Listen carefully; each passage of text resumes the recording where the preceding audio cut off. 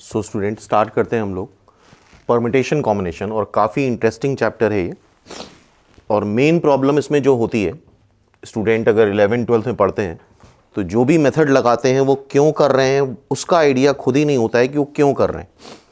तो मेनली सबसे पहले तो जो भी क्वेश्चन हम लोग करने वाले हैं, आज करीब करीब 20 क्वेश्चंस करेंगे, तो आंसर पे नहीं जाना है, मेनली प्रोसेस पे जाना है कि वो प्रोसेस हम कर रहे हैं तो क्यों कर रहे हैं।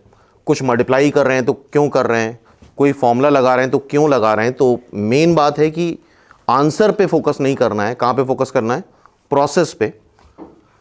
और पूरे परमिटेशन कॉम्बिनेशन में देखोगे मैथ्स के नाम पे सिर्फ दो ही चीज़ें हैं, या तो मल्टीप्लाई करते हैं या ऐड करते हैं। और हम कोशिश करेंगे पूरे परमिटेशन कॉम्बिनेशन में कम से कम फॉर्मूले का यूज़ करें, सिर्फ मल्टीप्लाई और ऐड करके ही सारे क्वेश्चंस निकाल डालेंगे हम लोग। ठीक है, तो स्टार्ट करते हैं परमिटेशन एंड कॉम्बिनेशन। तो सबसे पहले स्टार्ट होता है फंडामेंटल प्रिंसिपल ऑफ काउंटिंग। तो यहां पे हम सीखेंगे कि काउंटिंग हम किस तरह से करते हैं। तो काउंटिंग का सबसे पहला प्रिंसिपल है मल्टीप्लिकेशन प्रिंसिपल। फर्स्ट प्रिंसिपल क्या है? Multiplication principal. इसको स्टार्ट करते हैं। तो आज का जो पूरा सेशन है वो मल्टीप्लिकेशन प्रिंसिपल पे ही बेस्ड है। तो मल्टीप्लिकेशन प्रिंसिपल क्या होता है डिस्कस करते हैं। So if there are two experiments, हर एक चीज को बहुत डिटेल में समझना है। एक्सपेरिमेंट मतलब एनी काइंड ऑफ वर्क, इसको हम इवेंट भी बोल सकते हैं या ऑपरेशन भी बोल सकते हैं। तो सबसे पहले तो ये समझते हैं कि एक्सपेरिमेंट मतलब any kind of doing.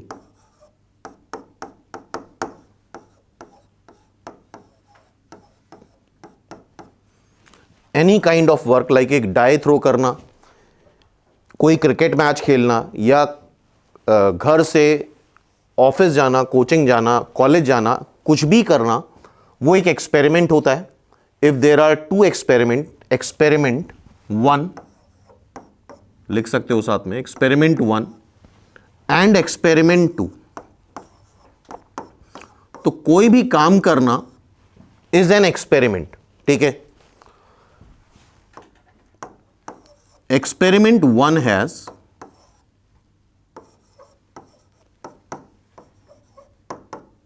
m ways of doing।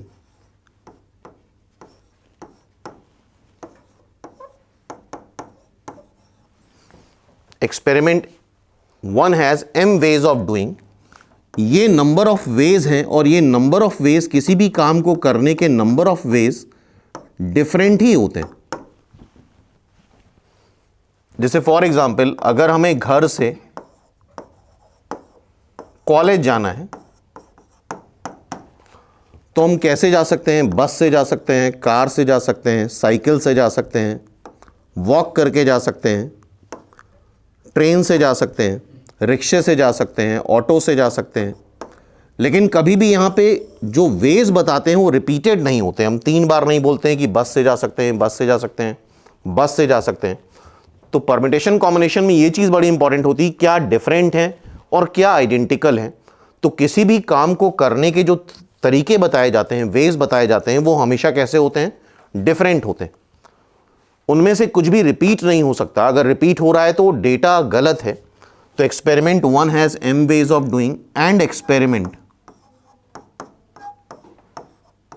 2 has n different ways of doing।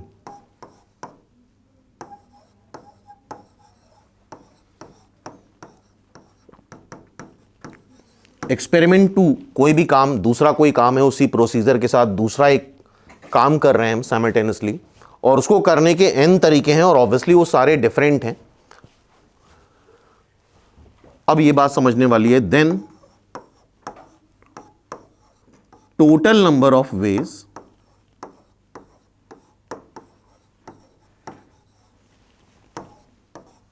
Of doing experiment 1, और यहां पे एक कीवर्ड है एंड, साथ में एक्सपेरिमेंट 2 भी करना है हमें। तो ध्यान रखना यहां पे एक कीवर्ड है एंड। एंड कई बार लिखा होता है और कई बार अंडरस्टूड होता है। एंड कई बार लिखा होगा क्वेश्चन में और कई बार अंडरस्टूड होगा। जैसे सपोज कर लो हम बोलें कि दो स्टूडेंट हैं ए एंड बी और उनको क्लास से बाहर जाना है। दोनों से क्या बोलें, क्लास से बाहर जाना है। तो हम ये भी बोल सकते हैं ए क्लास से बाहर जाए एंड बी क्लास से बाहर जाए, या ये भी बोल सकते हैं कि ए एंड बी क्लास से बाहर जाएं, तो उस केस में एंड अंडरस्टूड है। या मान लो अगर 4 स्टूडेंट होते तो हम ये भी बोल सकते हैं कि ये चारों स्टूडेंट क्लास से बाहर जाएं, और उस केस में ऑब्वियसली एंड लगाना थोड़ा अजीब हो जाएगा। ए भी क्लास से बाहर जाए एंड बी भी क्लास से बाहर जाए एंड सी भी क्लास से बाहर जाए एंड डी भी क्लास से बाहर जाए। इसको क्वेश्चन में समझेंगे हम लोग। तो पहला यहां पे कीवर्ड क्या है, एंड। क्वेश्चन में एंड हो सकता है क्लियरली दे रखा हो, या एंड अंडरस्टूड होगा, पढ़ के समझेंगे प्रोसीजर में, उसके प्रोसेस में। Then total number of ways of doing experiment 1 and experiment 2। यहां पे एक और इंपॉर्टेंट पॉइंट है, बोथ एक्सपेरिमेंट, और यहां पे कोई जरूरत नहीं कि 2 ही एक्सपेरिमेंट हो, both experiments can be performed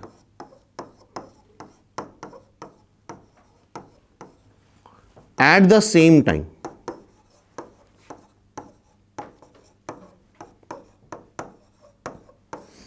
अच्छा, यहां पे ये बात भी समझने वाली है, यहां पे कुछ भी काम है तो हमें काम वो करने जाना नहीं होता है, सिर्फ बताना होता है, एडवाइस देनी होती है कि इस काम को ऐसे करो, ठीक है, करने नहीं जाना है कुछ भी।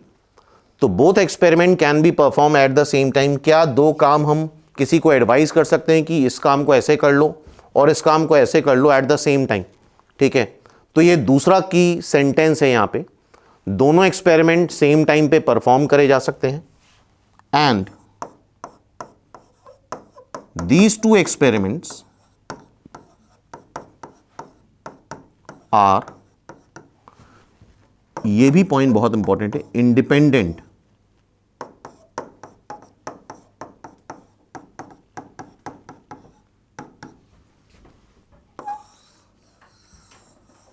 क्या दोनों एक्सपेरिमेंट इंडिपेंडेंट हैं, इस बारे में हमें सोचना है। बिना सोचे समझे कोई आंसर नहीं टिक करना है। आर दीज 2 एक्सपेरिमेंट्स, या एक्सपेरिमेंट कई सारे भी हो सकते हैं, 4, 5 एन एक्सपेरिमेंट भी हो सकते हैं। तो दूसरा क्या, तीसरी चीज क्या करनी है, ये सोचना है क्या ये एक्सपेरिमेंट इंडिपेंडेंट हैं कि डिपेंडेंट हैं। अच्छा, ध्यान रखना, अगर क्वेश्चन में कुछ बोला जाए, कोई कंडीशन लगाई जाए, कोई रिस्ट्रिक्शन लगाई जाए, तो उसको मानने से हम डिपेंडेंट नहीं होते। वो हमारे लिए लॉ है, उसको मानना पड़ेगा, और उस चीज को मानने से हम डिपेंडेंट नहीं होते हैं। ये चीजें भी क्वेश्चन में डिस्कस करते हैं। These 2 experiments are independent to each other, then total number of ways of doing experiment 1 and experiment 2 is m into n, ठीक है।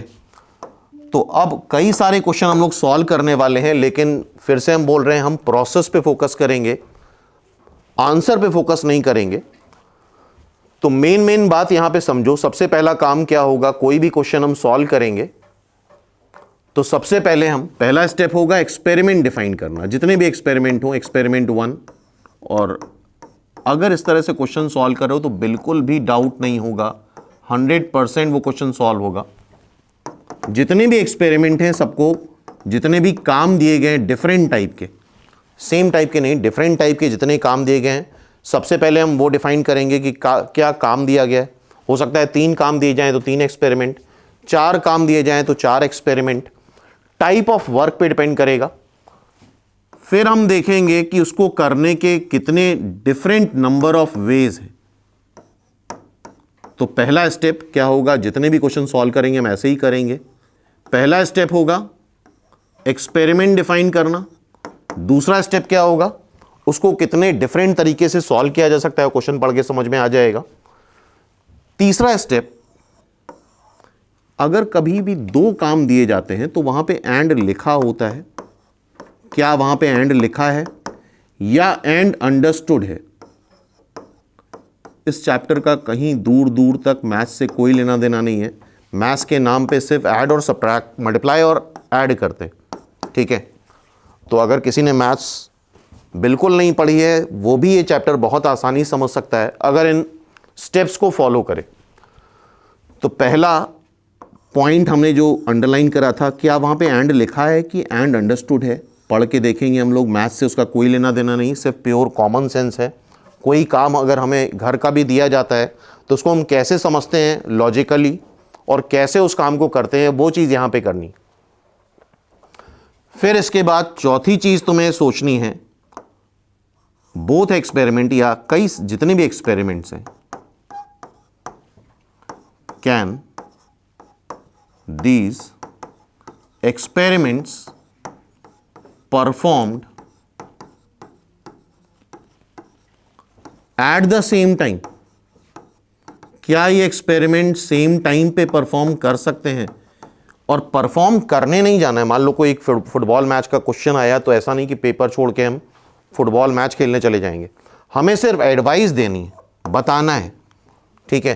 एट द सेम टाइम क्या ये दोनों काम हम बता सकते हैं कि इतनी तरह से किए जा सकते हैं, ठीक है। देन फिफ्थ, एक्सपेरिमेंट क्या इंडिपेंडेंट है? क्या एक्सपेरिमेंट इंडिपेंडेंट है? इस बारे में सोचना है, काफ़ी डिटेल में सोचेंगे, हर एक क्वेश्चन में बात करेंगे इस बारे में, ठीक है। तो अगर इतनी सारी चीज़ें होल्ड कर रही हैं तो टोटल नंबर ऑफ वेज हम क्या कर सकते हैं? मल्टीप्लाई कर सकते हैं। जितने भी एक्सपेरिमेंट हैं उनके नंबर ऑफ वेज क्या कर सकते हैं? मल्टीप्लाई कर सकते हैं। और यही मिस्टेक करते हैं लोग, इस तरह से क्वेश्चन नहीं सॉल्व करते हैं, वो डायरेक्टली जैसे भी क्वेश्चन आया और सीधे आंसर लिख देते हैं, तो इस वजह से मैक्सिमम केस में आंसर गलत आता है।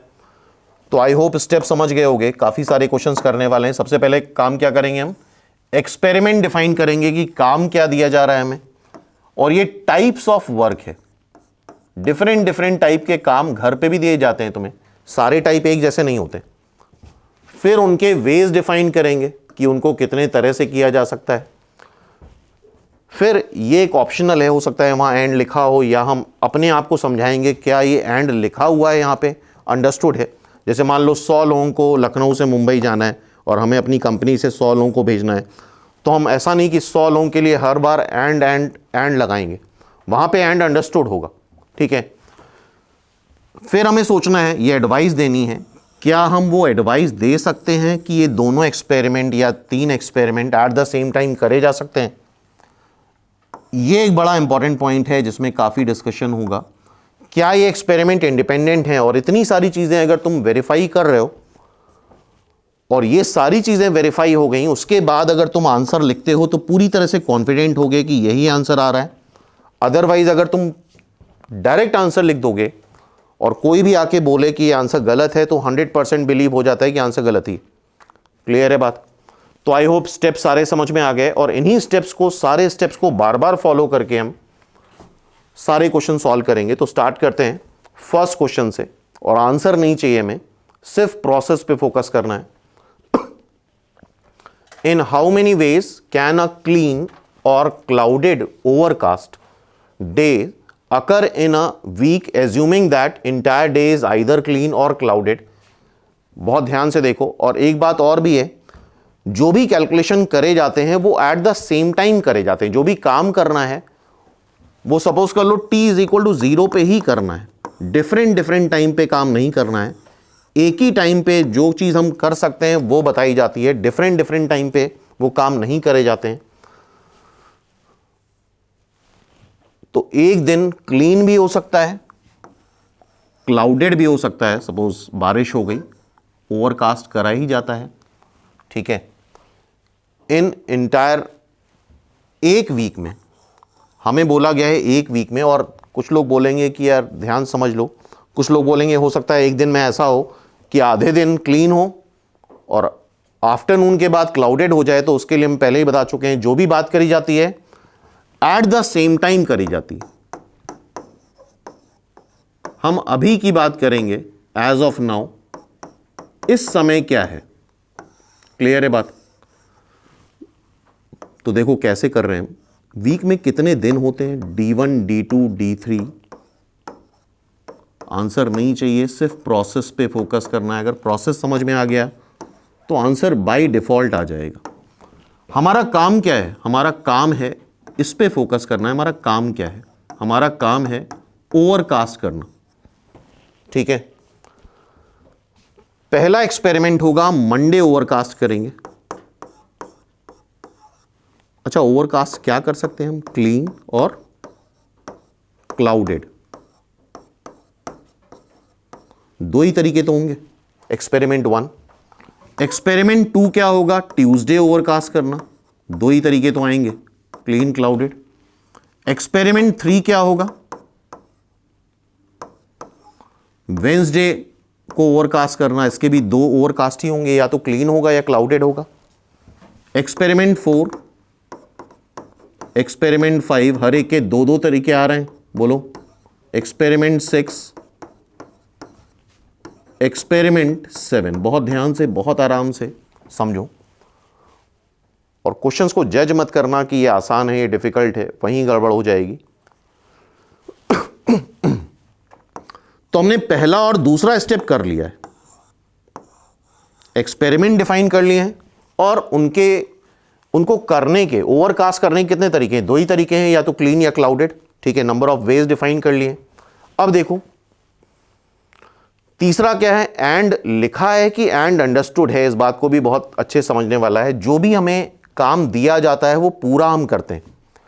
ऑब्वियसली यार, कोई भी क्वेश्चन अगर एग्जाम में आया तुम अधूरा छोड़ दो तो आंसर नहीं आएगा। तो जो भी काम दिया जाता है हम पूरा करते हैं। हमें काम क्या दिया गया है? पूरे वीक में जितने दिन हैं उन सबको ओवरकास्ट करना है, उन सबको प्रेडिक्ट करना है कि वो क्लीन होगा कि क्लाउडेड होगा। तो ऑब्वियसली हम ये इस तरह से तो नहीं बोलेंगे कि मंडे को भी ओवरकास्ट करो एंड ट्यूसडे को भी करो एंड वेंसडे को भी करो। तो क्या यहां पे एंड अंडरस्टूड है? सातों दिन को ओवरकास्ट करना है, क्या यहां पे एंड अंडरस्टूड है?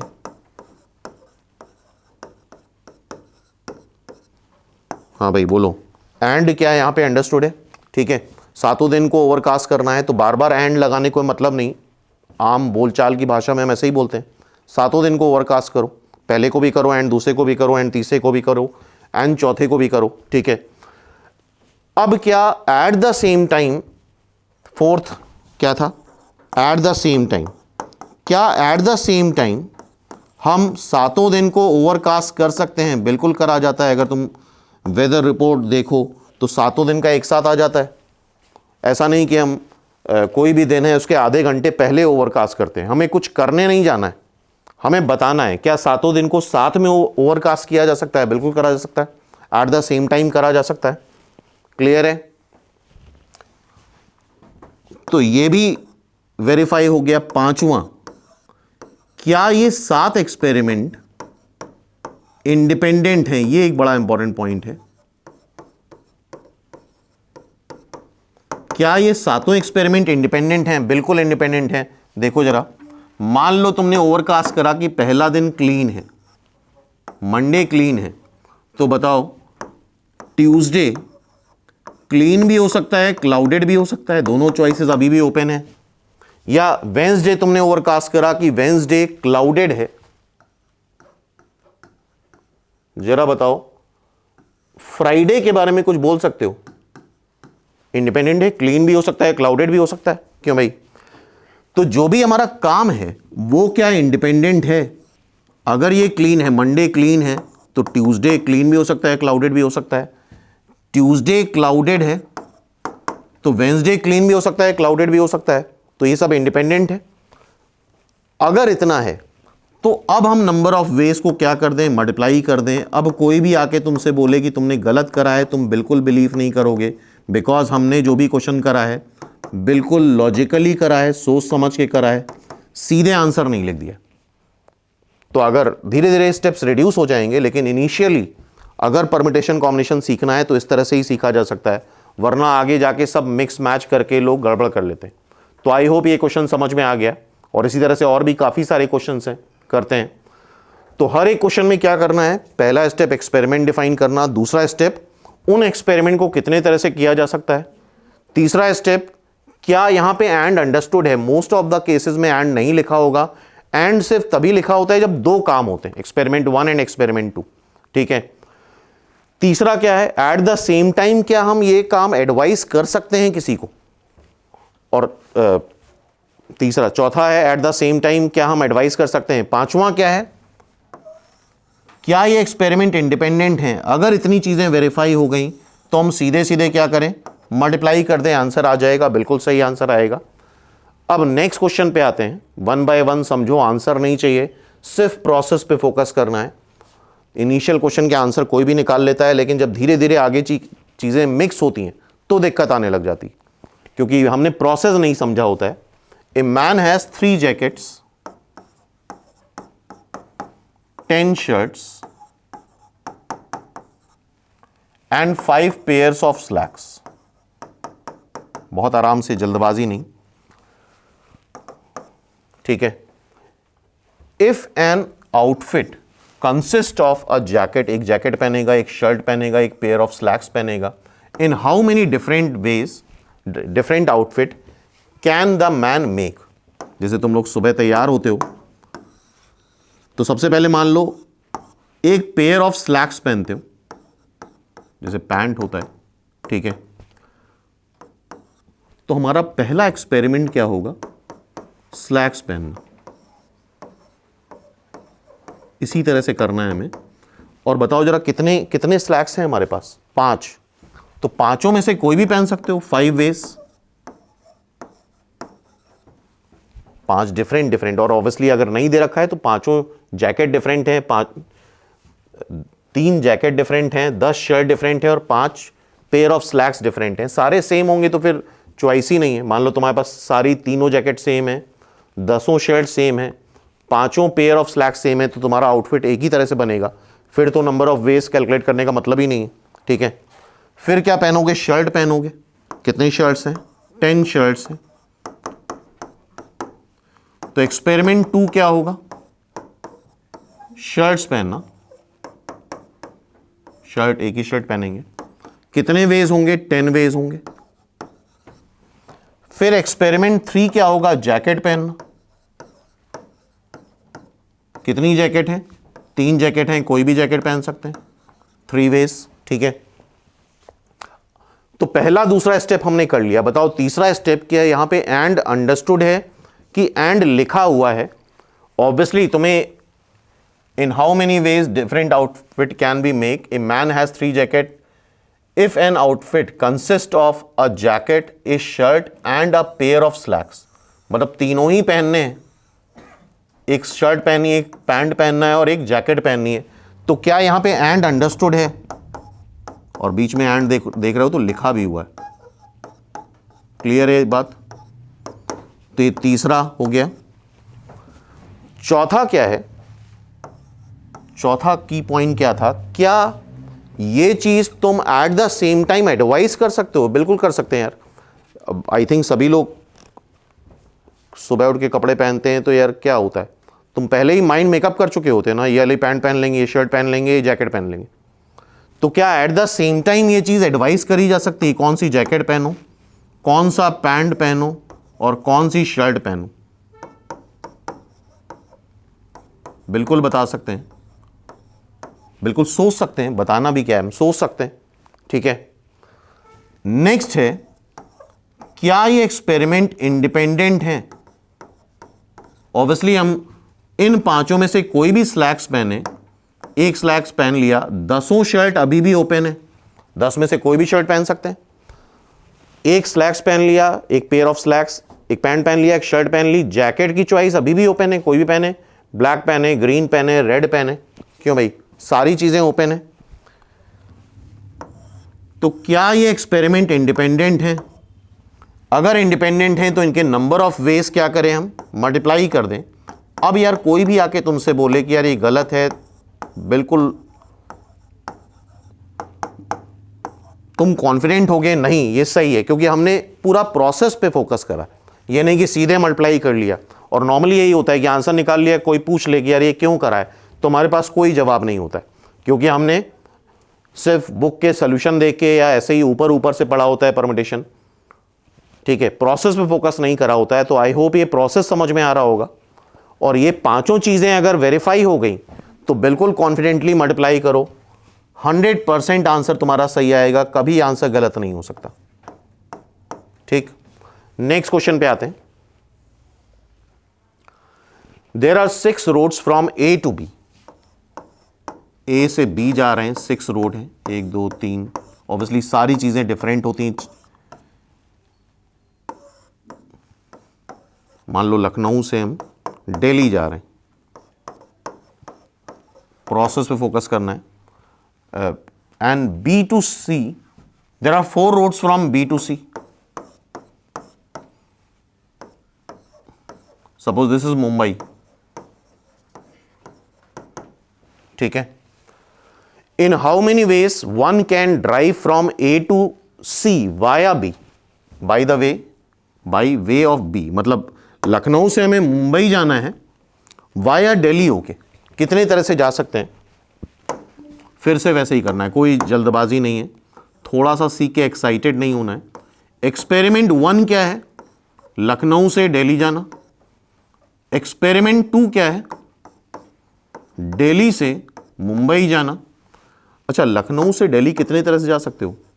6 रास्ते हैं, 6 वेज हैं, तो 6 तरह से जा सकते हैं। दिल्ली से मुंबई कितने तरह से जा सकते हैं बोलो? 4 वेज, 4 वेज हो गए, ठीक है। और ये बात ध्यान रखना, पूरा काम करना होता है। अगर काम को आधा छोड़ा तो ऑब्वियसली आंसर नहीं आएगा, नंबर नहीं मिलेंगे। तो पूरा काम करना होता है, ना उससे ज्यादा करना होता है ना उससे कम करना होता है। अब ये 2 बातें हो गई। तीसरी बात जरा बताओ, क्या यहां पे एंड अंडरस्टूड है कि एंड लिखा हुआ है? एंड यहां अंडरस्टूड है। यार तुम्हें लखनऊ से दिल्ली जाना ही पड़ेगा एंड दिल्ली से मुंबई जाना ही पड़ेगा। क्या एंड अंडरस्टूड है? ठीक है, अगर लखनऊ से वाया दिल्ली जाना है तो लखनऊ से दिल्ली ही जाओगे, दिल्ली से मुंबई ही जाओगे, एंड अंडरस्टूड है। फिर चौथी बात, क्या एट द सेम टाइम हम तुम्हें यह एडवाइस कर सकते हैं? जाना नहीं है, जाओगे तो ऑब्वियसली डिफरेंट टाइम पे ही जाओगे, तुम टाइम सेम नहीं हो सकता। एडवाइस तो कर सकते हैं ना, यार ये वाला रास्ता ज़्यादा अच्छा है, अभी नया नया हाईवे बना है, इससे चले जाना और फिर इससे चले जाना। Advice eight the same time करी जा सकती है, तो eight the same time advice कर सकते हैं। 5वीं चीज, क्या ये एक्सपेरिमेंट इंडिपेंडेंट है? बिल्कुल है। कैसे? सपोज कर लो हम लखनऊ से दिल्ली इस रास्ते से गए, तो जरा बताओ चारों रास्ते दिल्ली से मुंबई जाने के ओपन है? या सपोज कर लो किसी ने तुम्हें देखा कि तुम दिल्ली से मुंबई इस रास्ते से जा रहे हो, क्या वो बता पाएगा एट द सेम टाइम कि तुम लखनऊ से दिल्ली किस रास्ते से आए? किसी से भी आ सकते हैं, 6 ओपन है। तो क्या ये एक्सपेरिमेंट, दोनों एक्सपेरिमेंट इंडिपेंडेंट हैं? बिल्कुल। तुम इधर से कोई भी रास्ता ले सकते हो और इधर से फिर कोई भी रास्ता ले सकते हो। इधर 6 सारे ओपन है, इधर 4 सारे ओपन है। और अगर ऐसा है, ये सारी चीजें वेरीफाई कर ली, तो अब तुम बिल्कुल खुल के मल्टीप्लाई करो, बिल्कुल 100% आंसर आएगा। कोई कुछ भी बोले, सुनने की जरूरत नहीं है। हमारा आंसर बिल्कुल कंफर्म है, 100% सही है, ठीक है। अब देखो, in how many ways one can drive from A to C and back to A. मतलब या लखनऊ में हमारा घर था, मुंबई गए और फिर वापस तो घर पे आते ही है ना, थ्रू बी, मतलब दिल्ली से ही होके जाना है। क्या करना है? लखनऊ से दिल्ली जाना है, दिल्ली से मुंबई जाना है, फिर मुंबई से दिल्ली आना है और दिल्ली से लखनऊ आना है। ये एक्सपेरिमेंट 1 हुआ, ये एक्सपेरिमेंट 2 हुआ, ये एक्सपेरिमेंट 3 हुआ, ये एक्सपेरिमेंट 4 हुआ। एक्सपेरिमेंट 1 फिर से करेंगे, जल्दबाजी की जरूरत नहीं। एक्सपेरिमेंट 1, लखनऊ से दिल्ली जाने के 6 रास्ते। अब ये बताओ जरा, दिल्ली से मुंबई जाने के 4 रास्ते, दिल्ली से मुंबई जाने के 4 रास्ते। फिर मुंबई से दिल्ली जाओगे तो भी तो यही 4 ही रोड हैं।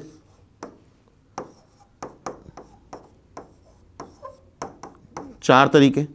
फिर एक्सपेरिमेंट 4, दिल्ली से लखनऊ आना है तो कितने रास्ते? 6 रास्ते, 6 तरीके। तो हमने वेज डिफाइन कर लिए। ओके, क्या कर लिया? अब यहां पे ये सोचना है क्या यहां पे एंड लिखा हुआ है कि एंड अंडरस्टूड है? बताओ। ऑब्वियसली हमें लखनऊ से दिल्ली जाना है, एंड दिल्ली से मुंबई जाना है, एंड मुंबई से दिल्ली वापस आना है, और दिल्ली से वापस लखनऊ आना है। तो एंड यहां अंडरस्टूड है। और क्या तुम प्री प्लान करके ही तो जाते हो? लखनऊ से दिल्ली की फ्लाइट करा ली, या फ्लाइट या जो भी तरीका है, प्री प्लान ही तो जाते हैं। तो एट द सेम टाइम हम ये जर्नी डिसाइड कर सकते हैं ना, इस रास्ते से लखनऊ से दिल्ली जाएंगे, इससे दिल्ली से मुंबई जाएंगे, वापस इससे आएंगे। क्लियर है? सपोज कर लो लखनऊ से दिल्ली जाने के लिए 6 फ्लाइट हैं और दिल्ली से मुंबई जाने के लिए 4 फ्लाइट हैं। तो एट द सेम टाइम तुम डिसाइड करके ही जाते हो किससे जाना है, किससे वापस आना है। और बिल्कुल इंडिपेंडेंट है यार, 6 रास्ते यहां के हमेशा ओपन है, 4 रास्ते यहां के हमेशा ओपन है। तो किसी से भी जाओ, सेम रास्ते से वापस आ जाओ, क्या फर्क पड़ता है? तो ये पूरा इंडिपेंडेंट भी है। तो अब हम यहां पे क्या करेंगे, 6 × 4 × 4 × 6, ये हमारा आंसर। क्लियर है? सिंपल सी बात है। तो ये सारे स्टेप्स अगर वेरीफाई करोगे तो फिर आंसर में डाउट नहीं होगा। डायरेक्टली आंसर लिखोगे तो हमेशा आंसर डाउटफुल रहेगा। अब इसी में एक और पार्ट है, in how many ways one can drive the circular trip. Circular trip मतलब लखनऊ से दिल्ली, दिल्ली से मुंबई, 6 रास्ते यहां पे, 4 रास्ते यहां पे, without using the same road more than once. अब यह बात बड़ी इंपॉर्टेंट है। जो भी एग्जामिनर लिखता है वो हमारे लिए लॉ है, क्योंकि अगर इसको नहीं मानेंगे तो ऑब्वियसली हमारा आंसर गलत होगा। और किसी भी कंट्री के या किसी भी सिटी के या किसी भी स्टेट के लॉ मानने से हम डिपेंडेंट नहीं होते। लॉ तो सबको मानना पड़ेगा ना। तो जो बोल रहा है वो बोल रहा है कि उस रोड को दोबारा यूज नहीं करना है, तो ये हमारे लिए लॉ है, और इस लॉ को मानने से हम डिपेंडेंट नहीं होते। लॉ तो हमें मानना ही पड़ेगा। जो भी लॉ है वो सबके लिए है, जो जिसके लिए भी ये क्वेश्चन आएगा उसके लिए लॉ है, और उसको मानने से हम डिपेंडेंट नहीं होते हैं। तो इस बात को ध्यान रखना। बोला जाए कि एक नंबर बनाना है जहां पे डिजिट्स रिपीट ना हो, तो वो हमारे लिए एक तरह से लॉ है, और उसको मानने से हम डिपेंडेंट नहीं होते हैं। तो इंडिपेंडेंट और डिपेंडेंट में ये बड़ा कंफ्यूजन रहता है स्टूडेंट्स को। तो जरा बताओ, एक्सपेरिमेंट 1 क्या है? लखनऊ से दिल्ली जाना 6 तरीके से। एक्सपेरिमेंट 2 क्या है? दिल्ली से मुंबई जाना 4 तरीके से। फिर मुंबई से दिल्ली जाना। एक्सपेरिमेंट 3 है, कितने तरीके हुए उसके? 3, क्योंकि जिस रास्ते से गए उस रास्ते से वापस नहीं आना है, और ये बोला है तो उसको मानना पड़ेगा। और किसी भी गिवन सेंटेंस या गिवन स्टेटमेंट को मानने से, जो भी क्वेश्चन में कंडीशन दी है, हम डिपेंडेंट नहीं होते हैं, इंडिपेंडेंट ही रहते हैं। और एक्सपेरिमेंट 4 क्या होगा? जिस रास्ते से गए उस रास्ते से वापस नहीं जाना है। तो 5 तरीके। आई होप समझ रहे होगे। एंड तो लिखा ही है, एंड अंडरस्टूड है। एट द सेम टाइम तुम डिसाइड कर सकते हो, अपनी जर्नी प्लान कर सकते हो। क्या ये इंडिपेंडेंट है? बिल्कुल इंडिपेंडेंट है। क्या ये बात याद रहेगी? जो भी एग्जामिनर दे रहा है उसको मानने से हम डिपेंडेंट नहीं होते हैं, तो इंडिपेंडेंट ही है। तो नंबर ऑफ वेज हो जाएंगे 3 × 5। This is our answer simply. तो आई होप ये बात समझ में आ रही होगी। तो कोई भी गिवन, जैसे मान लो यार एग्जामिनर ने दिया x + y = 2, अब इसको तुम नहीं मानोगे, तुम इसको 20 लिख लोगे, तब तो तुम्हारा आंसर गलत ही आएगा ना। तो जो भी गिवन है स्टेटमेंट में, क्वेश्चन में, वो हमारे लिए क्या है? लॉ। और लॉ को मानने से हम डिपेंडेंट नहीं होते। अभी भी ये चीज़ें इंडिपेंडेंट हैं। कुछ लोग यहाँ पे आर्ग्यू करते हैं कि यार जिस रास्ते से गए उस रास्ते से वापस नहीं आ सकते। बिल्कुल नहीं आ सकते। मान लो यार एक गवर्नमेंट ही लॉ निकाल दे, ठीक है, तो अगर उससे वापस आ रहे हो तो क्या करेगी? पुलिस पकड़ लेगी। तो वो काम तो नहीं करेंगे ना। या रेड लाइट पे क्रॉसिंग में क्या करना होता है? रुकना होता है। वो एक लॉ है, तो उसको मानने से हम डिपेंडेंट नहीं होते। अब ये भी एक अच्छा इंटरेस्टिंग क्वेश्चन है। In how many veg, how many car plate can be made if each plate consist of 2 different letters of English alphabet. यहां पे 2, जैसे मान लो U, W, 2 लेटर्स हैं, फॉलोड बाय 3 डिफरेंट डिजिट। ये पॉइंट बड़ा important है। यहां पे क्वेश्चन का इंटरप्रिटेशन या क्वेश्चन का समझने में बहुत गड़बड़ करते हैं लोग। ध्यान सुनना, यहां पे 3 डिजिट्स हैं, कोई भी 3 डिजिट हो सकती हैं। 800 ये कार का नंबर हो सकता है, ठीक है, फॉलोड बाय 3 डिजिट। और कार की प्लेट में, कार की नंबर प्लेट में एक बात बड़ी इंपॉर्टेंट है, यहां पे भी बच्चे बहुत कंफ्यूज रहते हैं, रिपीटिशन और विदाउट रिपीटिशन।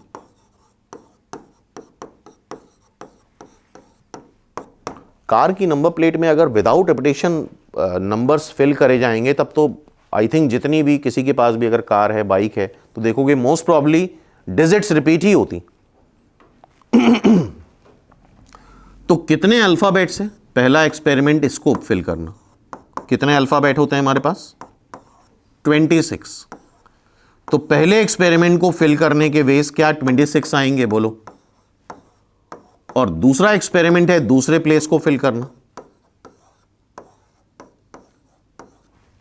यू ये भी नंबर हो सकता है कार का, ठीक है। अब ये पॉइंट बहुत इंपॉर्टेंट है, ध्यान सुनना। 3 डिफरेंट डिजिट, अगर ये होता कि फॉलोड बाय 3 डिजिट नंबर, क्या होता? Followed by 3 digit number.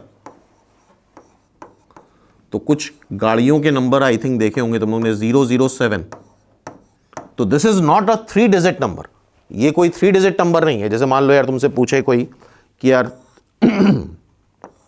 3 digit में तुम कोई भी अमाउंट तुम्हें एज अ प्राइज मिल सकता है, तब तुम कभी भी 007 नहीं बोलोगे, क्योंकि 3 डिजिट नंबर नहीं है। तुम क्या बोलोगे? मैक्सिमम बोलोगे, ठीक है।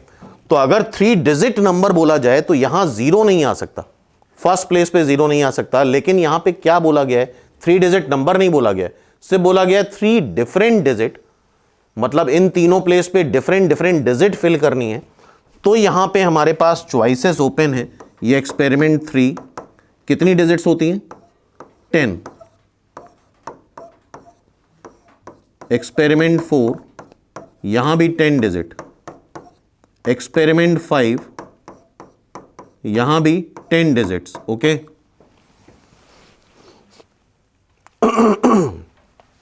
अगर ये 3 डिजिट नंबर बोलता तो हम ये करते कि फर्स्ट प्लेस 100 प्लेस पे 0 नहीं आ सकता, तो यहां के लिए 9 चॉइस, यहां के लिए कुछ भी आ सकता है, यहां के लिए कुछ भी आ सकता है। तो इस बात को समझना, 3 डिजिट नंबर नहीं बोला गया है, 3 डिफरेंट डिजिट बोली गई हैं।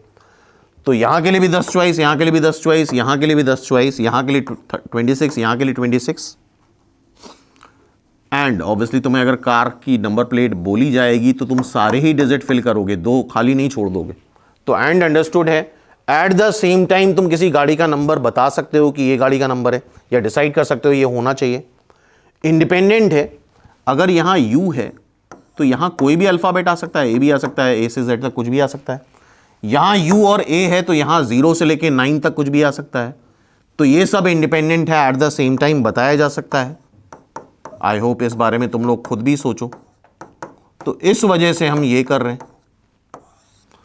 लेकिन अगर यही होता कि 3 फॉलोड बाय 3 डिजिट नंबर, क्या होता? Followed by 3 digit number. तो 3 डिजिट नंबर में इनिशियल प्लेस 100 प्लेस 0 नहीं हो सकता, तो ये 9 × 10 × 10 सिंपली। क्लियर है बात? तो ये क्वेश्चन भी इंपॉर्टेंट था, आई होप नेक्स्ट टाइम पे याद रहेगा। अगर 3 डिजिट डिफरेंट डिजिट से फिल कर रहे हो तो पहला प्लेस 0 हो सकता है। लेकिन अगर 3 डिजिट नंबर बना रहे हैं, 4 डिजिट नंबर बना रहे हैं, तो पहला प्लेस 4 डिजिट नंबर अगर है तो पहला प्लेस 0 के अलावा कुछ भी हो सकता है। क्योंकि अगर यहां पे 0 फिल कर दिया, यहां 8, 6, 7, तो ये 3 डिजिट नंबर हो गया। नेक्स्ट क्वेश्चन देखो, find the number of 4 letter word that can be form from the letters of the word history. अब देखो बहुत इंपॉर्टेंट पॉइंट है। अगर कभी कोई वर्ड दे दिया जाए, जैसे हिस्ट्री हो गया या कोई भी वर्ड हो सकता है, इंग्लिश अल्फाबेट्स में कोई भी वर्ड हो सकता है, उससे वर्ड बनाने हैं। क्या बनाने हैं? उससे वर्ड बनाने हैं। तो हमेशा जितने लेटर्स इसमें दे रखे हैं कितने लेटर्स दे रखे हैं? HISTORY,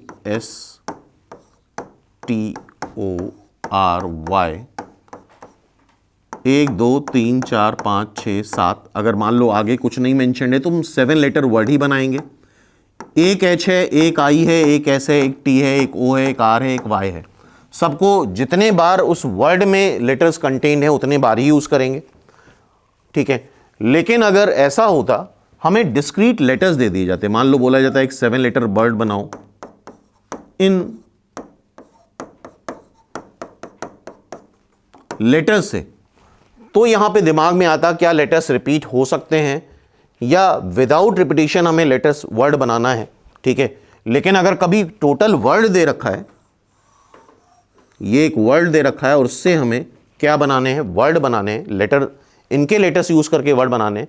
तो जितने लेटर्स यहां पे दे रखे हैं उतने लेटर्स को उतने बार ही यूज करना होता है। आई थिंक ये सारे डिफरेंट हैं, तो हर एक लेटर को एक ही बार यूज करेंगे। मतलब यहां पे कोई डाउट नहीं है कि विद रिपीटिशन की विदाउट रिपीटिशन।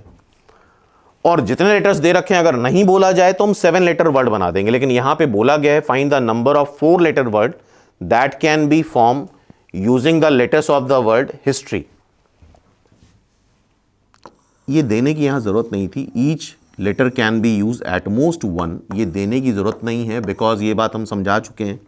यहां पे अगर इस पूरा एक वर्ड दे रखा है तो उससे जो लेटर, जितने उस वर्ड में लेटर हैं उतने बार ही यूज होते हैं, उससे ज्यादा यूज नहीं होते। लेकिन अगर अलग अलग लेटर्स दे दे, इस तरह से दे दे, तो यहां पे एक क्वेश्चन आता है क्या कुछ लेटर्स रिपीट हो सकते हैं कि नहीं हो सकते हैं। अभी आगे क्वेश्चंस में देखेंगे ये चीजें हम लोग। तो हिस्ट्री में टोटल 1 2 3 4 5 7 लेटर्स है और कितने लेटर वर्ड बनाना है? 4 लेटर वर्ड। और कभी भी वर्ड बनाना हो, नंबर बनाना हो, जितने लेटर बनाना है उतने बॉक्स बना लो, ठीक है। और हम कोशिश करेंगे फॉर्मूला कोई यूज ना करें, विदाउट यूजिंग एनी फॉर्मूला हम सारे क्वेश्चन सॉल्व करेंगे। हमारे पास 7 चॉइसेस हैं और 4 लेटर वर्ड बनाना है। तुम कहीं से भी स्टार्ट कर सकते हो, कोई जरूरत नहीं पहले इससे स्टार्ट करो, तुम 20 से भी स्टार्ट कर सकते हो। इसको फिल करना है, इसको फिल करना है, इसको फिल करना है, चारों को फिल करना तुम्हारा काम है। तो ऑर्डर तुम डिसाइड करो कौन सा काम कब करना है, और एक ही टाइप का काम है, ठीक है।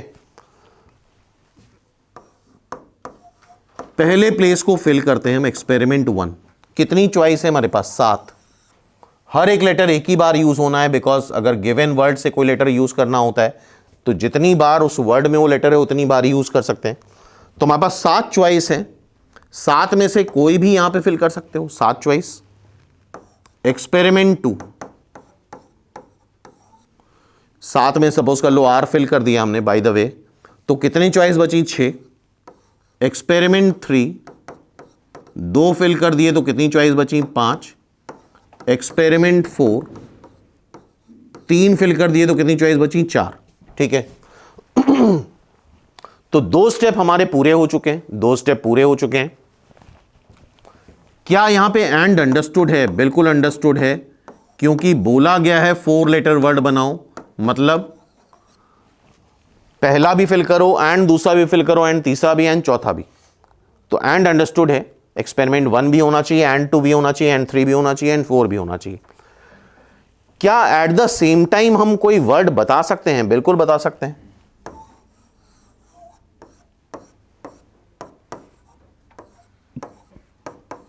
बोलो, एट द सेम टाइम हम कोई भी वर्ड बता सकते हैं? क्या ये एक्सपेरिमेंट, चारों एक्सपेरिमेंट इंडिपेंडेंट हैं? बिल्कुल इंडिपेंडेंट है यार। जो लेटर एक बार लेना है वो दोबारा आ ही नहीं सकता, ठीक है। जैसे मान लो तुम H हो और तुम्हें यहां बैठा दिया, तो obviously eight the same time जो भी बात करते हैं एट द सेम टाइम की करते हैं। क्या एट द सेम टाइम ऐसा कभी हो सकता है कि तुम इस चेयर पे बैठ जाओ, उस पर बैठ जाओ? एट द सेम टाइम नहीं हो सकता। ऑब्वियसली तुम यहां बैठे हो तो यहां के लिए 6 चॉइस हो जाएंगी, यहां के लिए 5, यहां के लिए 4, तो इंडिपेंडेंट भी है। इस वजह से हम क्या करें, इसको मल्टीप्लाई ही कर दें सिंपली। क्लियर है बात? अब क्या है, how many of them contains only consonant. अच्छा, कॉन्सोनेंट कौन से हैं यहां पे? H, यहां पे देखो वॉवेल कौन से हैं? I और O, H S T R Y, ये सब कॉन्सोनेंट हैं। कितने कॉन्सोनेंट हैं? 5। 2 वॉवल है, 4 लेटर वर्ड अभी भी बनाना है हमें। अब तुम्हें ऐसे ही करना है, एक्सपेरिमेंट डिफाइन करके अगर प्रैक्टिस करनी है। Experiment 1, experiment 2, experiment 3, experiment 4। सिर्फ कॉन्सोनेंट यूज करने हैं। तो कॉन्सोनेंट कितने हैं? 5। यहां के लिए 5 चॉइस, यहां के लिए 4, यहां के लिए 3, यहां के लिए 2। अब तुम मन में अपने आप सोच लो, क्या यहां पे एंड लिखा हुआ है, क्या एंड अंडरस्टूड है, क्या एट द सेम टाइम कोई 4 लेटर नंबर वर्ड हम बना सकते हैं कि नहीं बना सकते हैं, क्या ये एक्सपेरिमेंट, चारों एक्सपेरिमेंट इंडिपेंडेंट हैं कि नहीं हैं।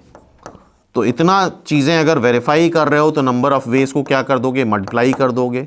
आई होप अब ये बात समझ में आ रही होगी। 11th 12th में ये काम बहुत करा होगा, लेकिन इतना सोच के नहीं करते, डायरेक्ट कर देते। अब देखो, how many of them begin and and with consonant. Consonant कितने हैं? 5। 4 लेटर वर्ड बनाना है हमें। यहां भी कॉन्सोनेंट, यहां भी कॉन्सोनेंट, और बीच में 2 लेटर्स आएंगे। 5 कॉन्सोनेंट हैं, 2 वॉवल हैं। अच्छा, एक बात ध्यान से सुन लो, बहुत छोटी छोटी बातें हैं लेकिन बहुत इंपॉर्टेंट बात है। 4 लेटर वर्ड बनाना है, ये तो जेनरिक हो गया, 4 लेटर वर्ड तो बनाना ही है। अब मेन कंडीशन क्या हो गई? ये हो गई मेन क्लॉज, ये आ गया। जब मेन कुछ क्लॉज आ जाए यार, जैसे मान लो यार डेली तुम कॉलेज जा रहे हो लेकिन एक दिन कुछ खास दिन है, ठीक है, तो वो काम या कोई खास टास्क दिया गया तो वो काम हम पहले करते हैं।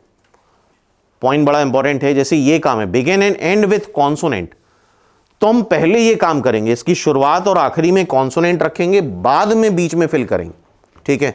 तो कॉन्सोनेंट कितने हैं? 5। यहां के लिए 5 चॉइस, यहां के लिए 4 चॉइस, 2 एक्सपेरिमेंट हो गए। अब हमारी जो एक्स्ट्रा कंडीशन थी वो फुलफिल हो गई, 2 लेटर्स यूज हो गए, 5 लेटर्स बचे। अब कुछ भी कर सकते हो, कहीं पे भी कॉन्सोनेंट आए यार, ये 5 लेटर वर्ड बन गया है, 4 लेटर वर्ड बनाना है। यहां के लिए 5 चॉइस, यहां के लिए 4 चॉइस। और क्यों मल्टीप्लाई कर रहे हैं, आई होप अब तुम लोग ये बात सोच सकते हो, ठीक है। यहां पे कॉन्सोनेंट, यहां पे कॉन्सोनेंट, 2 कॉन्सोनेंट ऑक्युपाई हो गए हैं, तो बचे कितने टोटल लेटर्स? 5। 2 प्लेसेस हैं तो यहां के लिए 5, यहां के लिए 4, सिंपली। अब क्या है? How many of them begin with vowel.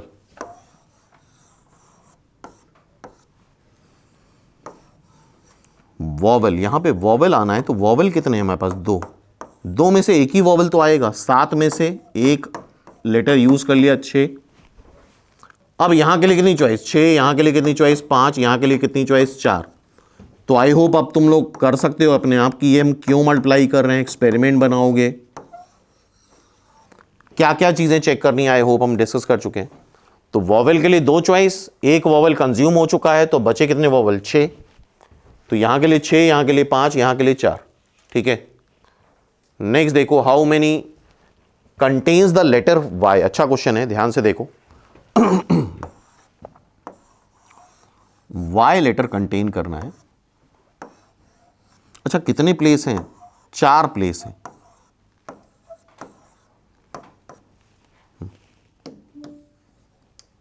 और ये बात भी ध्यान रखना, एट द सेम टाइम, जैसे मान लो तुम्हें लखनऊ से दिल्ली जाना है, तो 3 ऑप्शन है, बाय फ्लाइट जा सकते हो, बाय ट्रेन जा सकते हो, बाय रोड जा सकते हो। 3 तरीके से लखनऊ से दिल्ली जा सकते हैं, लेकिन एट द सेम टाइम करते तो एक ही काम होना। ऐसा तो नहीं कि एट द सेम टाइम एक काम को करने के तरीके बहुत सारे हो सकते हैं, लेकिन फाइनली करते हम एक ही तरह से। एट द सेम टाइम या तो फ्लाइट से चले गए, तो ट्रेन और बस से या रोड से नहीं जा सकते, ठीक है।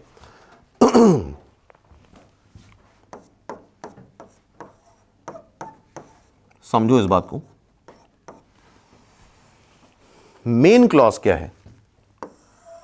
ये काम पहले करोगे, वाई आना चाहिए, तो पहले वाई का सेटलमेंट करो। समझो, बहुत सिंपल सी बात है लेकिन बड़ी इंपॉर्टेंट बात है। वाई को उठाओ, वाई कहां कहां आ सकता है? वाई यहां आ सकता है, वाई यहां आ सकता है, वाई यहां आ सकता है, वाई यहां आ सकता है। क्या वाई के लिए 4 चॉइस है? बोलो। वाई के लिए 4 चॉइस हैं, बोलो। वाई पहले प्लेस पे आ सकता है, दूसरे पे आ सकता है, तीसरे पे आ सकता है, चौथे पे आ सकता है, 4 चॉइस। लेकिन वाई आएगा तो एक ही जगह ना। सपोज कर लो यहां फिक्स्ड हो गया वाई, अब कितने लेटर्स बचे? 6। एक जगह फिक्स कर दिया 6, तो यहां के लिए 6 चॉइस, यहां के लिए 5 और यहां के लिए 4। क्या ये बात समझ में आ रही है? और क्यों मल्टीप्लाई कर रहे हैं ये बात अब तुम्हारी रिस्पॉन्सिबिलिटी है, तुम्हें सोचना है। तो y के लिए 4 प्लेसेस थे, इसको हम ऐसे भी कर सकते हैं, 4 चेयर हैं और ये लोग हैं जिनके नाम HISTORY हैं। 4 चेयर हैं और 7 लोग हैं और y को हमें बैठालना ही बैठालना है। तो 4 चेयर में किसी भी एक चेयर में y को बैठाल दो। तो y के लिए कितनी चॉइस? 4 चॉइस। और यार y एक ही चेयर में तो बैठेगा, एक eight the same time 2-3 chair में तो बैठ नहीं जाएगा। अब बाकी कितने लेटर्स बचे? 6। तो यहां के लिए 6, यहां के लिए 5, यहां के लिए 4, मल्टीप्लाई कर दिया। How many begin with T and and with vowel? तो मेन काम पहले करते हैं, टी फिक्स कर दो, कोई चॉइस ही नहीं है, टी से स्टार्ट होना चाहिए। एंड विथ वोवेल, वोवेल कितने हैं? 2। एक वोवेल यहां आ गया, टोटल लेटर्स कितने थे हमारे पास? 7। एक टी यहां फिक्स हो गया, एक वोवेल यहां फिक्स हो गया, कितने बचे? 5। टी फिक्स करने का एक तरीका, वोवेल फिक्स करने के 2 तरीके, बचे कितने? 5 लेटर। तो यहां के लिए 5 चॉइस, यहां के लिए 4 चॉइस। क्यों मल्टीप्लाई कर रहे हैं? आई होप ये बात तुम्हें अब खुद से पूछनी है, एक्सपेरिमेंट डिफाइन करना है, पांचों जो भी स्टेप्स बताए उनको वेरीफाई करना है और फिर मल्टीप्लाई कर दोगे तो कोई डाउट नहीं है, बिल्कुल 100% सही आंसर है। ठीक है, नेक्स्ट देखते हैं। How many begin with T and also contain S? फिर से आराम से करते हैं। टी से स्टार्ट हो रहा है यार, ये तो फिक्स्ड ही कर दिया ना, टी से स्टार्ट हो रहा है तो एक ही तरीका, टी से स्टार्ट होने का एक ही तरीका। अब एस को बैठालना है, जरूरी है एस को बैठालना। तो बताओ जरा एस के लिए कितनी चॉइस? 3। 3 में से किसी भी एक जगह बैठ सकता है। सपोज कर लो यहां एस को बैठाल दिया हमने, तो 7 लेटर्स थे, 2 को ऑलरेडी बैठाल दिया, कितने लेटर्स बचे? 5। तो यहां के लिए कितनी चॉइस? 5। यहां के लिए कितनी चॉइस? 4। तो आई होप ये बात समझ में आ रही होगी। 3 × 5 × 4 क्यों कर रहे हैं मल्टीप्लाई, ये बार बार एक्सप्लेन करने की जरूरत नहीं है। How many contains both vowel? दोनों वोवेल हो। विदाउट यूजिंग हम फॉर्मूला करेंगे, क्योंकि फॉर्मूला नहीं यूज करने से हमेशा याद रहता है, फॉर्मूला भूल गए तो दिमाग से उतर जाता है। 2 ही वोवेल हैं, क्या हमारे पास 2 वोवेल हैं? आई और ओ, ये वोवेल, बाकी कॉन्सोनेंट थे।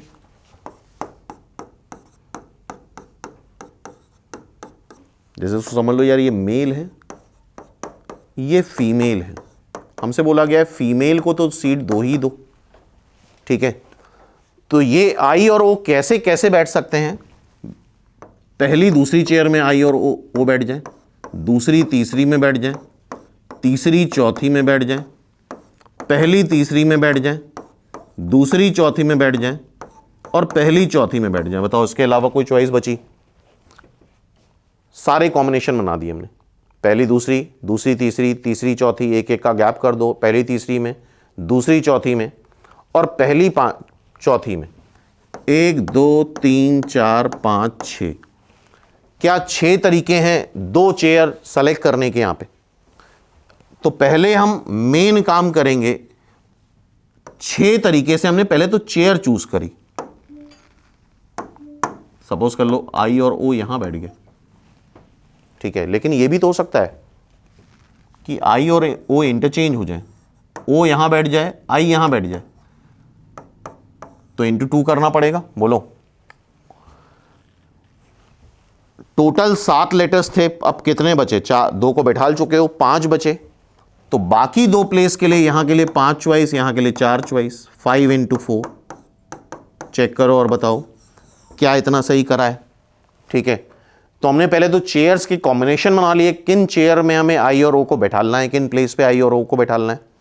आई और ओ को बैठाल दिया तो ये आपस में भी तो इंटरचेंज हो सकते हैं, आई ओ और ओ आई, तो इंटू 2 कर दिया और बाकी बचे 5 लेटर्स को 2 प्लेस पे 5 × 4 से अरेंज कर दिया।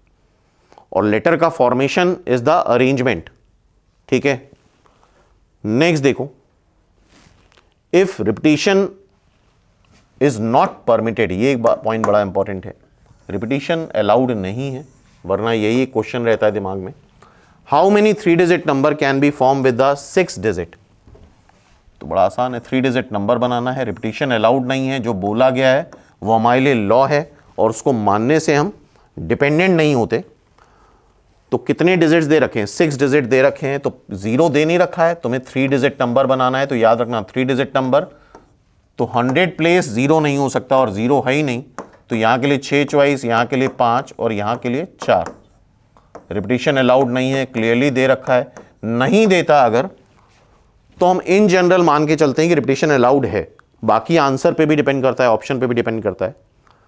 How many are less than 400? 3 digit number जो कि 400 से छोटे हों,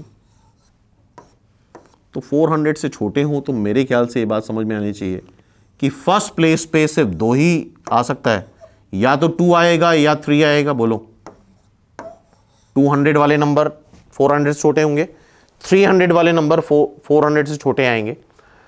एक यार आएगी तो एक ही डिजिट ना, इधर 2 आएगा या 3 आएगा। 6 डिजिट में से एक डिजिट आ चुकी है, बची कितनी? 5। तो यहां के लिए कितनी चॉइस? 5। यहां के लिए कितनी चॉइस? 4। और आई होप समझ रहे होगे कि क्यों मल्टीप्लाई कर रहे हैं।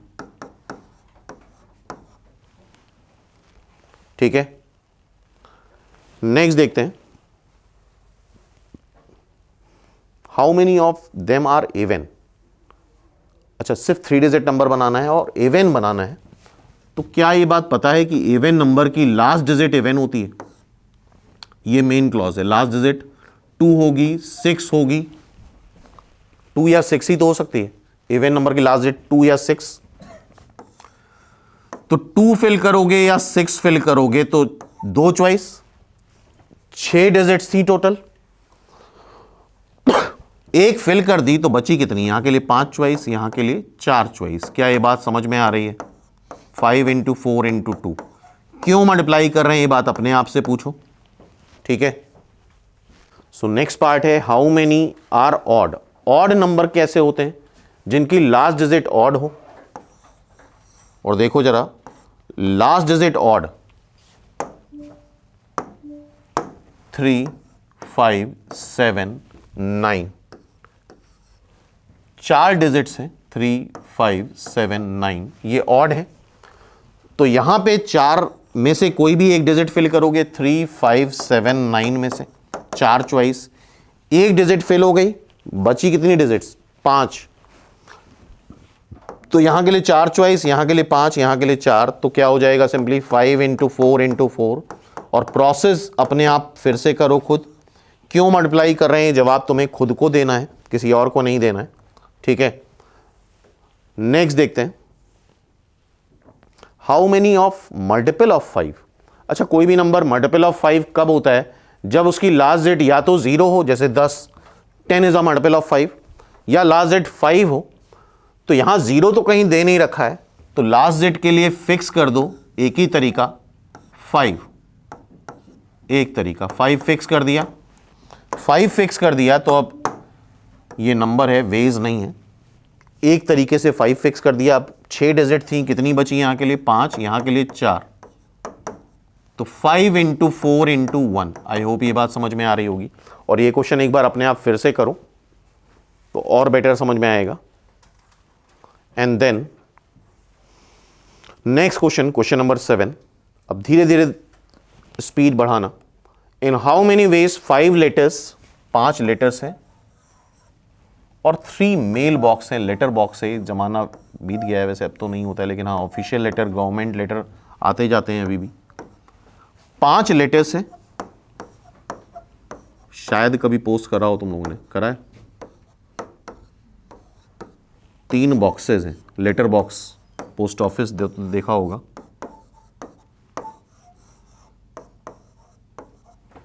ठीक है, अब यहां पे एक पॉइंट बड़ा इंपॉर्टेंट है, बहुत ध्यान सुनना। हमें हमेशा पूरा फोकस करना है कि हमें काम क्या दिया गया है, हमें अपने काम पे फोकस करना है। हमें जितना काम दिया गया है हम पूरा काम करके लौटेंगे। जैसे कि मान लो 5 लेटर तुम्हें दिए तुम्हारे फादर ने और बोला कि इसको पोस्ट कराओ, तो ऑब्वियसली फिर ये नहीं करोगे कि 3 पोस्ट कराए और 2 वापस दे दिए कि चलो ये मन नहीं कर रहा था, कल करेंगे पोस्ट। ऐसा तो नहीं करोगे ना, पूरा काम करोगे। यहां पे हमारा काम क्या है, यहां पे हमारा काम है लेटर्स को पोस्ट करना।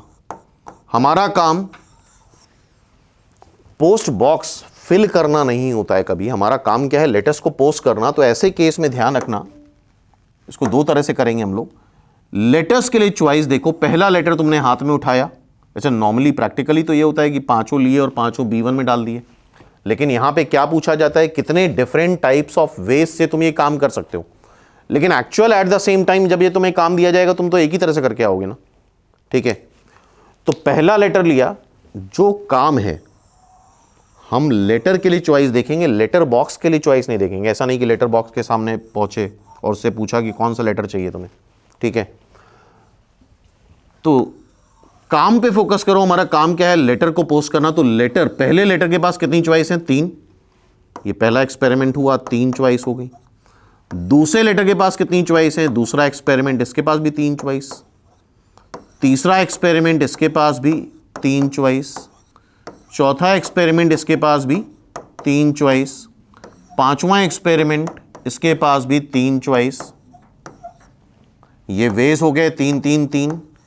क्या यहां एंड अंडरस्टूड है? क्या तुम्हारे पेरेंट्स बोलेंगे इस तरह से कि यार पहला ऐसा करो, ये 5 लेटर लो, पहला भी पोस्ट कर दो, एंड दूसरा भी पोस्ट कर दो, एंड तीसरा भी पोस्ट कराना, एंड चौथा भी पोस्ट कराना, एंड पांचवा भी पोस्ट कराना? ये तो नहीं बोला जाएगा। तो ये 5 लेटर दिए जाएंगे, बोलेंगे पांचों पोस्ट कर दो, तो एंड अंडरस्टूड है। एट दैट सेम टाइम तुम पोस्ट कर भी सकते हो, ठीक है। चौथी कंडीशन, क्या इंडिपेंडेंट है? पहला लेटर तुमने B1 में पोस्ट करा तो दूसरा तुम B1 B2 B3 कहीं पे भी पोस्ट कर सकते हो। तो इनके नंबर ऑफ वेज क्या होंगे, मल्टीप्लाई हो जाएंगे। और काफ़ी बच्चे यहाँ गड़बड़ करते हैं, सब उल्टा सीधा करके आते हैं। 5 की पावर 3, 3 की पावर 5, 3 की पावर 3। कई लोग तो ऐसा करते हैं कि ऑप्शन से समझते हैं, मतलब ऑप्शन में ये दे रखा है 5 की पावर 3 तो उससे प्रोसेस निकालते हैं। तो ये पॉइंट बड़ा इंपॉर्टेंट था, अपने काम पे फोकस करना। हमारा काम है लेटर्स को पोस्ट करना, हमारा काम लेटर बॉक्स को फिल करना नहीं है। तो जो काम है उसके लिए चॉइस देखेंगे। पहले लेटर के लिए चॉइस देखो, कई बार उल्टा कर लेते हैं लोग, बॉक्स के लिए चॉइस देखते हैं। पहले बॉक्स के लिए पास कितनी चॉइस, 5। दूसरे बॉक्स के पास कितनी चॉइस, 4, एक लेटर जा चुका है ना। तीसरे बॉक्स के पास कितनी चॉइस, 3, यार 2 लेटर तो बचे ही रहेंगे। ये काम नहीं करना है। होप ये बात समझ में आ रही होगी। जो काम दिया जाए उस पर फोकस करना है, लेटर को पोस्ट करना है, तो लेटर्स के लिए चॉइस देखेंगे। So finally its answer is 3 की power 5।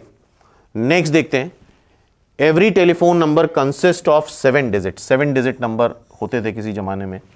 How many telephone numbers are there which do not include any other digit, but यही नंबर चाहिए हमें, 7 डिजिट नंबर चाहिए।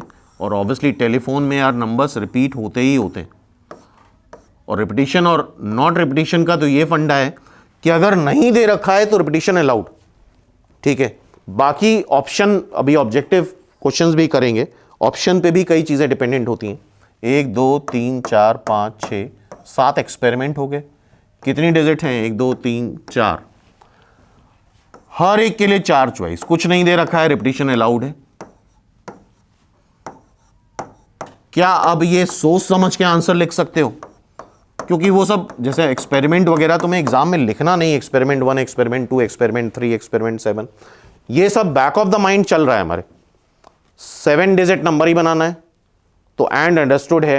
एट द सेम टाइम तुम अपना फोन नंबर बता सकते हो ना कि ये नंबर है, 7 डिजिट बता सकते हो, ठीक है। इंडिपेंडेंट है, यहां कोई भी डिजिट आए, यहां कुछ भी आ सकता है, यहां कुछ भी आ सकता है, यहां कुछ भी आ सकता है, तो hence we multiply all the 4। Next देखो, in how many ways can 4 passenger be accommodate in 3 railway. काम पे फोकस करना, 4 पैसेंजर हैं, 3 रेलवे कैरियज हैं, कंपार्टमेंट हैं। If each carriage can accommodate any number of, यार ये बात अंडरस्टूड है, एक केबिन में या एक डब्बे में कितने भी लोग आ सकते हैं, नहीं भी दिया जाता। तो हमारा काम क्या है, हमारा काम है अपने 4 पैसेंजर को बैठाल के आना। 3 कोचेज हैं, तो तुम किसके लिए चॉइस देखोगे, पैसेंजर के लिए चॉइस देखोगे। यही उल्टा सीधा मत करना, अपने काम पे फोकस करना। तुम्हारा काम क्या है, तुम्हारे 4 गेस्ट आए थे, उनको ट्रेन के डब्बों में बैठाल के आना है, तो तुम डब्बे से जाके नहीं पूछोगे, ठीक है। अच्छा, अब ये कुछ लोगों के दिमाग में आता है कि ऑलरेडी रिजर्वेशन होगा, तो यार रिजर्वेशन होगा तब तो फिर एक ही तरीका हुआ, फिर तो क्वेश्चन ही नहीं बनाना, ठीक है। तो कैसे करेंगे बताओ जरा। पहले पैसेंजर के पास कितनी चॉइस, 3 में से किसी भी डब्बे में जाके बैठ जाए। दूसरे पैसेंजर के पास 3 चॉइस, 3 में से किसी भी डब्बे में बैठ जाए। 3 चॉइस, 3 चॉइस, क्लियर है। सो दैट इज, और क्यों मल्टीप्लाई कर रहे हैं, आई होप तुम खुद से पूछोगे, दिमाग में सोचोगे। 4 एक्सपेरिमेंट हैं, हर एक को करने के 3-3 तरीके हैं, एंड अंडरस्टूड है क्योंकि चारों पैसेंजर को ट्रेन में बैठाना है, ठीक है। एट द सेम टाइम तुम बता सकते हो, प्लान बना सकते हो कि यार इसको इस डब्बे में बैठा लेंगे, उसको उसमें, उसको उसमें, ठीक है। और इंडिपेंडेंट है, कोई भी किसी भी कोच में बैठ सकता है। पहला वाला अगर फर्स्ट कोच में बैठा है तो दूसरा वाला फर्स्ट, सेकंड, थर्ड किसी में बैठ सकता है, ठीक है। इन हाउ मेनी वेज, अब यहां पे भी एक बड़ी इंपॉर्टेंट बात है, 4 person can accommodate 3 different chairs. 3 chair हैं। अब बात को बहुत अच्छे समझना, और ये सब कोई मैथ्स नहीं है, ये सब सिर्फ कॉमन सेंस है। और यहाँ पे कंसेप्ट क्या है कॉमन सेंस का, मतलब डिमांड सप्लाई। अच्छा, ऑब्वियसली यार तुम्हें पता होगा कि ट्रेन में वैसे ही सब कुछ फुल रहता है, पहले से ही तुम्हें रिजर्वेशन कराना होता है तत्काल में और दुनिया भर की चीज़ें। तो इसका मतलब ये होता है डिमांड ज़्यादा है, सप्लाई कम है। क्यों भाई, डिमांड ज़्यादा है, सप्लाई कम है। बात को बहुत ध्यान समझना, अच्छे से देखना। जब डिमांड ज़्यादा है, सप्लाई कम है, यार इस प्रोडक्ट की डिमांड ज़्यादा है, सप्लाई कम है, ठीक है। यार 3 ही प्रोडक्ट हैं और मांगने वाले 100 लोग हैं, तो फिर प्रोडक्ट डिसाइड करेगा कि हमें किसके पास जाना है। क्या ये बात समझ में आ रही है? प्रोडक्ट डिसाइड करेगा हमें किसके पास जाना है, फिर पर्सन डिसाइड नहीं करेगा। जैसे लॉटरी सिस्टम होता है, प्लॉट वगैरह निकलते हैं, तो वो प्रोडक्ट डिसाइड करता है। डिमांड ज़्यादा है, सप्लाई कम है, 4 लोग हैं, 3 चेयर हैं, कैसे बैठेंगे? तो चेयर कम है। जैसे अभी क्या था कि 5 लेटर थे और 3 लेटर बॉक्स थे, तो यार किसी में भी डाल सकते हो। 100 लेटर होते 100 भी डालाते, लेकिन एक चेयर में एक ही बैठ सकता है, एक चेयर में एक ही बैठ सकता है। ये पॉइंट बड़ा इंपॉर्टेंट है। प्रोडक्ट कम है, डिमांड वाले लोग ज्यादा हैं, तो फिर तुम चेयर के लिए चॉइस देखो। पहली चेयर के पास कितनी चॉइस? 4। पहली चेयर के पास कितनी चॉइस? 4। दूसरी चेयर के पास कितनी चॉइस? एक बैठ चुका है ना। दूसरी चेयर के पास कितनी चॉइस? 3। तीसरी चेयर के पास कितनी चॉइस? 2। ये पॉइंट बहुत इंपॉर्टेंट है और एक कॉमन सेंस लगाओ, मैथ्स नहीं है, कॉमन सेंस है। अगर तुम पर्सन के लिए चॉइस देखते, देखो क्या गड़बड़ होता। पर्सन के लिए चॉइस देखते कैसे करते तुम? P1 के लिए चॉइस देखते, 3 चॉइस थी, एक में बैठा देते P1 को, लेट से यहां बैठा दिया। P2 के लिए चॉइस देखते तो क्या होता? 2 में बैठा देते, 2 चॉइस। P3 के लिए चॉइस देखते तो क्या होता? मान लो यहां बैठा दिया, एक ही चॉइस बचती। P4 के लिए तो कोई चांस ही नहीं बचता, P4 को तुमने पूछा ही नहीं। क्या ये बात समझ में आ रही है? डिमांड ज्यादा, सप्लाई कम, 3 चेयर और 4 लोग, तो फिर चेयर के लिए चॉइस देखो, फिर पर्सन के लिए चॉइस मत देखो। क्या ये बात समझ में आ रही है? क्लियर है? जैसे मान लो यार कोई एक लॉटरी में कुछ, जैसे फॉर एग्जांपल कुछ, जैसे मान लो यार पेट्रोल पंप है, 3 पेट्रोल पंप खुलने एक सिटी में। अब अप्लाई करने वाले तो यार बहुत होंगे ना, 100 लोग होंगे। 100 लोगों ने अप्लाई करा 3 पेट्रोल पंप के लिए, ठीक है। तो हम लोगों के लिए चॉइस नहीं देख रहे हैं, हम किसके लिए चॉइस देख रहे हैं? Petrol pump. ये वाला पेट्रोल पंप किसके पास जाएगा? तो पहले पेट्रोल पंप के पास कितनी चॉइस? 100।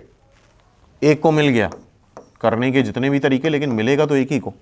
दूसरे पेट्रोल पंप के पास 99 चॉइस, तीसरे पेट्रोल पंप के पास 98। तो डिमांड सप्लाई को समझना होगा। और ये बात जैसे यार मैथ्स में आती तो हम नहीं समझते हैं, लेकिन कॉमन सेंस अगर डेली करने में आ जाए तो हम समझ जाएंगे। तो इसमें मैथ्स मत लगाओ, सिर्फ प्योर कॉमन सेंस लगाओ। How many of arrangement of the letters of the word. अच्छा, दे रखा है वर्ड, तो जितने भी लेटर्स यहां पे जितने बार आ रहे हैं उतने बार ही हमें यूज करना है। क्या ये बात क्लियर है? Begin with vowel. अच्छा, वॉवल क्या है? O A I. How many arrangement of the letters of the word? 1 2 3 4 5 6 7 8 9। बात को ध्यान समझना। अगर नहीं दे रखा है तो इसका मतलब 9 लेटर वर्ड ही बनाना है। जितने लेटर्स कोई रिपीट नहीं हो रहा है, जितने लेटर्स दे रखे हैं उसको उतने बार ही यूज करना है। Begin and and with vowel. Begin with vowel and and with consonant. 9 letters हैं, 3 वॉवल हैं और 6 कॉन्सोनेंट हैं, सब डिफरेंट हैं। 9 लेटर वर्ड अगर नहीं दे रखा है, इट मींस जितने लेटर्स दे रखे हैं उतने ही लेटर वर्ड बनाना है। ये बात आई होप समझ में आ रही होगी। तो जरा ये बताओ, बिगिन विथ वॉवल, एक ही वॉवल यहां पे आएगा। वॉवल के लिए चॉइस कितनी है? 3। 9 में से एक वॉवल कंज्यूम हो चुका है, 8 बचे। कॉन्सोनेंट कितने हैं? 6। एंड विथ कॉन्सोनेंट कितनी चॉइस हैं? 6। ठीक है, अब कितने प्लेस बचे? 1 2 3 4 5 1 2 3 4 5 6 7 प्लेस बचे। 2 लेटर्स कंज्यूम हो चुके हैं 9 में से, कितने बचे? 7। तो यहां के लिए कितनी चॉइस? 7 6 5 4 3 2 1। इन सबको हम क्या करें? मल्टीप्लाई कर लें। क्यों मल्टीप्लाई कर रहे हैं?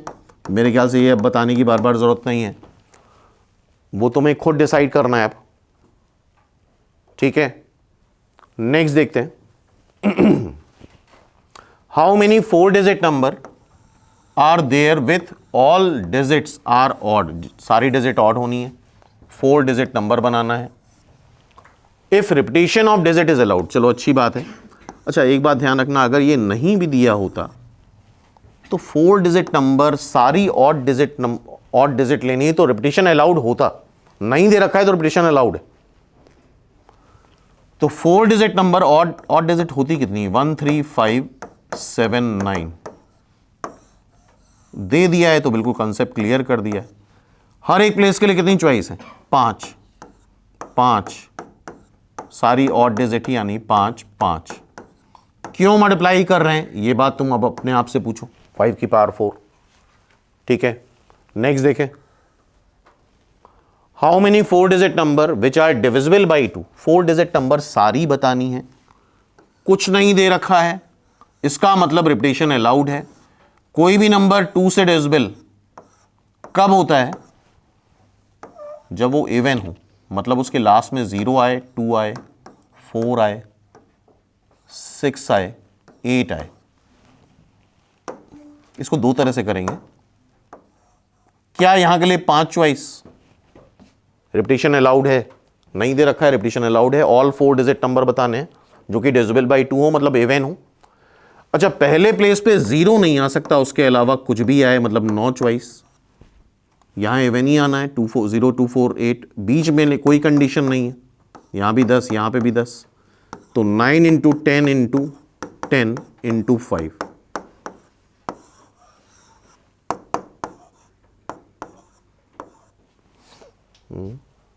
4500। अच्छा, इसको दूसरे तरह से करते हैं, प्योर कॉमन सेंस लगाते हैं। 4 डिजिट नंबर, ये बताओ जरा, 4 डिजिट नंबर स्टार्ट कहां से होता है? 1000 से। पहला नंबर होता है 1000, एंड कहां पे होता है? तो टोटल 4 डिजिट नंबर निकाल लो, लेकिन घटाने में ये नंबर भी घट जाता है तो 1 ऐड करना होगा। टोटल 4 डिजिट नंबर अगर निकालोगे तो 9000 आएंगे। देख लो, नहीं सबट्रैक्ट करो क्या आ रहा है? 9000। ऐसे भी कर सकते हो, या टोटल 4 डिजिट नंबर अगर निकालने हैं तो टोटल 4 डिजिट नंबर निकालने तो यहां पे 0 नहीं आ सकता, 9 में से कोई भी चॉइस। यहां पे 10, यहां पे 10, यहां पे 10, सबको मल्टीप्लाई कर दो, 9000 नंबर्स आ रहे हैं।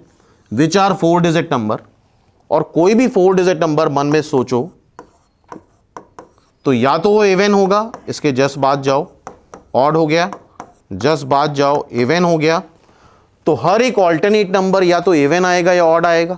मतलब अगर टोटल 9000 नंबर हैं तो आधे इवन होंगे, आधे ऑड होंगे। क्या इस बारे में सोच सकते हो? आधे नंबर इवन आएंगे, आधे ऑड आएंगे। एक सीरीज में चलते जाओ। 1000 के बाद क्या आएगा? 1001, फिर क्या आएगा? 1002, ऑड इवन, ऑड इवन, तो आधे इवन आधे ऑड। तो इससे भी बता सकते हो डायरेक्टली क्या हो जाएगा? 4500। ठीक है।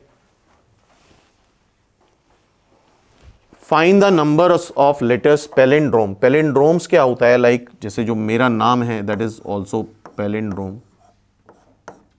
लेफ्ट से देखो या राइट से लिखो बराबर आएगा, बोलो, दैट इज पैलिंड्रोम। और पैलिंड्रोम यार ये भी हो सकता है 5 लेटर या 4 लेटर पैलिंड्रोम बनाना है, सारा सेम कर दो।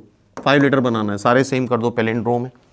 लेफ्ट से देखो राइट से देखो सेम चीज़ है, मतलब अगर इसकी इमेज देख रहे हैं तो सेम चीज़ है। तो बड़ा सिंपल है, 5 लेटर पैलिंड्रोम बनाना है अगर हमें, तो पहले प्लेस के लिए 26 चॉइस, 26 में से कोई भी अल्फाबेट फिल कर सकते हो, लेकिन जो यहां फिल करोगे वही यहां फिल करोगे, तो यहां के लिए 1 चॉइस, यहां के लिए फिर 26 चॉइस, लेकिन जो यहां फिल करोगे वही यहां फिल करना चाहिए। यार इसके अबाउट समझ लो मिरर इमेज है, और बीच में फिर कुछ भी फिल कर दो 26। तो 26 का क्यूब क्यों मल्टीप्लाई कर रहे हैं, अब ये बात तुम्हें सोचनी है। सिंपल, क्लियर है क्वेश्चन? ठीक है, नेक्स्ट देखते हैं। 2 cards are drawn at a time without replacement. 2 card निकाले जा रहे हैं, 52 कार्ड्स होते हैं, 52 कार्ड्स हैं, 2 कार्ड्स निकाल रहे हैं विदाउट रिप्लेसमेंट, वापस नहीं कर रहे हैं। Determine the number of ways in which 2 cards can be drawn in a definite order.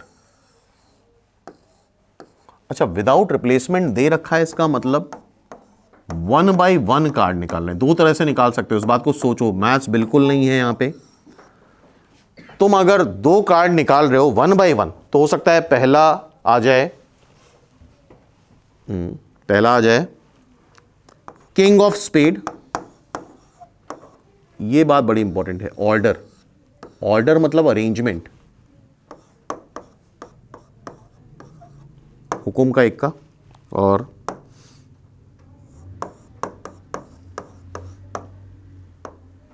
क्या होता है स्पेड के अलावा? हार्ट, पान का, हार्ट मतलब पान, क्यों? पान का इक्का। पहली बार में ये आ जाए, दूसरी बार में ये आ जाए,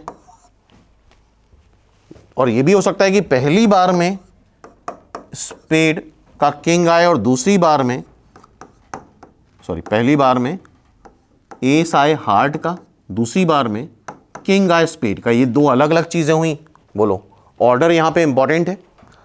अच्छा, दोनों कार्ड अगर तुम एक साथ निकाल लो तो ऑब्वियसली, अगर दोनों कार्ड एक साथ निकाल लो फिर ऑर्डर इंपॉर्टेंट नहीं है। पहले क्या आया दूसरा क्या आया, क्या फर्क पड़ता है, क्योंकि दोनों तुमने एक साथ निकाले। लेकिन अगर 1 by 1 निकाल रहे हो तो ऑर्डर इंपॉर्टेंट है, पहले क्या आया दूसरा क्या आया।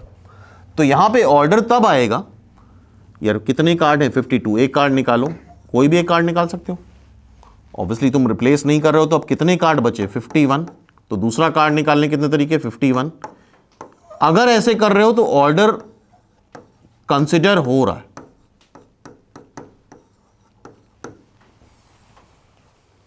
क्या ये बात याद रहेगी? अगर इस तरह से सॉल्व कर रहे हैं तो ऑर्डर कंसिडर हो रहा है कि पहले कौन सा पत्ता आया।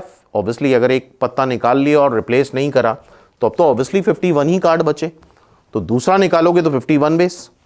क्लियर है बात? ठीक है, और इस बारे में अभी काफ़ी डिटेल में बात करेंगे, जैसे इसके 8-10 लेक्चर्स होंगे तो उसमें देखेंगे हम लोग। अभी हम डिस्कस करेंगे NCR कॉम्बिनेशन, उसमें देखेंगे कैसे ऑर्डर कहाँ पे कंसिडर होता है और कहाँ पे कंसिडर नहीं होता है। ऑर्डर कंसिडर करना मतलब अरेंजमेंट कंसिडर करना, पोजीशन डिसाइड करना कि इस पोजीशन में क्या आ रहा है। ठीक है, और दोनों अगर एक साथ निकाल लेते हो तब तो क्या फ़र्क पड़ता है यार। आई होप ये बात अपने कॉमन सेंस समझ रहे होगे।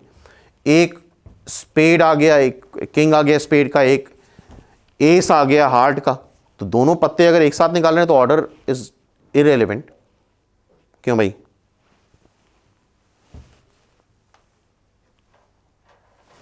It is required to seat 5 men and 4 women in a row so that the women occupy even places। कितने लोग हैं? 9। 9 चेयर्स हैं, 9 प्लेसेस हैं, 5 मेन हैं, 4 वुमेन हैं। मेन कंडीशन क्या है? Women occupy even places. तो मेन कंडीशन, मेन काम पहले करते हैं। जनरल काम तो करते ही हम डेली लाइफ में, लेकिन अगर मेन कोई काम करा गया तो पहले करते हैं। तो इवन प्लेसेस कौन से हैं? इवन प्लेस कौन से हैं? 2, 4, 6, 8। 4 इवन प्लेस हैं और वुमेन भी कितनी है? 4। 4 इवन प्लेस पे 4 वुमेन को बैठाने के लिए इस पे कितनी वुमेन की चॉइस आएगी? 4। इस पे कितनी आएंगी? 3। एक बैठ चुकी है, 2 बैठ चुकी हैं, 3 बैठ चुकी हैं, 1। तो ये बेसिकली मल्टीप्लाई करने पे क्या आता है? 4 फैक्टोरियल। और 1, 3, 1, 2, 3, 4, 5 प्लेस पे 5 मेन बैठाने के आप डायरेक्टली तुम 5 फैक्टोरियल लिख सकते हो। 5, 4, 3, 2, 1। बोलो 5 factorial into 4 factorial. Agreed everyone? ठीक है। 4 प्लेस पे 4 इवन प्लेस पे पहले तो 4 वुमेन बैठा दो, 4 इंटू 3 इंटू 2 इंटू 1 से 5 प्लेस बचे। 5 प्लेस पे 5 main, 5 into 4 into 3 into 2 into 1, that is eventually 5 factorial. 4 factorial आपस में मल्टीप्लाई करना है, क्योंकि पूरा ही काम करना है हमें। काम बीच में ब्रेक नहीं करना है कि एक बार में हमने सिर्फ मेन बैठा दिए, वुमेन को छोड़ दिया। हमारा काम कब कंप्लीट होगा? जब 9 के 9 लोग बैठ जाएंगे। ठीक है। नेक्स्ट देखो, a letter lock consist of 3 rings. अगर याद होगा कुछ लॉकर वगैरह होते हैं या ब्रीफ केस होती हैं, उसमें इस तरह से रिंग्स बनी होती हैं, 0 से लेके 9 तक की डिजिट होती हैं। क्यों? याद आ रहा है कुछ? ठीक है, क्लियर है यार? यार ऐसे ही तो होता है। अच्छा, कुछ लोग बहुत बहुत लेजी होते हैं, ऑब्जर्व कर लो, बहुत लेजी हैं तो उनका नंबर क्या होगा? 000। क्यों? चेंज ही नहीं करना चाहते। चलो, तो 0 से लेके 9 तक स्क्रॉल कर सकते हो। 10 डिजिट, 10 डिफरेंट लेटर्स। अच्छा, 10 डिफरेंट लेटर्स हैं, ठीक है, मान लेते हैं ABCDEFGH। ठीक है। Find the number of ways in which possible makes unsuccessful attempt. अगर यहां के लिए 10 चॉइस हैं, यहां के लिए 10 चॉइस हैं, यहां के लिए 10 चॉइस हैं, इंडिपेंडेंट है ना। अब इस बारे में तुम सोचो, क्या ये इंडिपेंडेंट है? 10 क्यूब लिख रहे हैं, क्यों लिख रहे हैं? तुम्हें सोचना है। एक्सपेरिमेंट बताने हैं, सारे वेज बताने हैं सारे। ठीक है। अच्छा, इसका कोड तो एक ही होगा ना। सपोज कर लो इसका कोड है GKF, तो खुलेगा तो एक ही तरह से। और अनसक्सेसफुल क्या होगा? खुलेगा एक, अनसक्सेसफुल अटेम्प्ट कितने हो जाएंगे? 999। क्या एग्री हो? 1000 टोटल वेज हो गए, अनसक्सेसफुल क्या हो गया? एक तरीका। तो ये काम भी बड़ा मुश्किल है, ध्यान रखना। पढ़ना सबसे आसान है। ठीक है। नेक्स्ट देखो, if no 2 books are alike, मतलब कोई भी 2 किताबें एक जैसी नहीं है, सारी डिफरेंट हैं। 2 रेड बुक्स हैं, 3 ग्रीन बुक्स हैं और 4 ब्लू बुक्स हैं। सॉरी, 4 ब्लू बुक्स हैं।